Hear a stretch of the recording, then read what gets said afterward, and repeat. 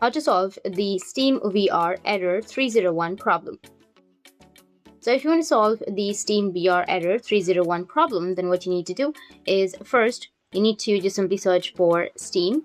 After searching, you need to right click on it and then go with Open File Location.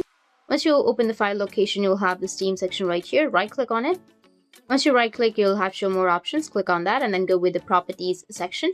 Once you're on your Properties, you need to go with the Compatibility section. Once you click on Properties, you'll get this kind of tab. Go with Compatibility and then go with Disable Full Screen Optimizations and go with Run Compatibility Troubleshooter. Go with Apply and then OK. And your problem might be fixed. If that doesn't fix your problem, then the next thing you need to do is open up your Steam client. After that, go with the Library section. Now here, you need to just search for Steam Client or SteamVR. After that, just click on SteamVR and then you need to right click on it, go with Properties.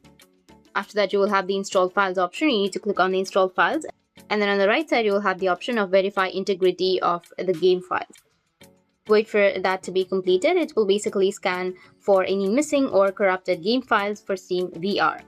Once you're done, you can now close this window and then go with the top left and click on Steam. After that, just simply go with Settings and you'll get this kind of interface. And then go to the Downloads section. Now scroll down, then you will have Clear Cache option. You need to just go and clear the cache. Then once everything is done, you might need to restart your Steam client and it will fix your problem. So that's it, and if you have any questions, feel free to comment below. Thanks for watching.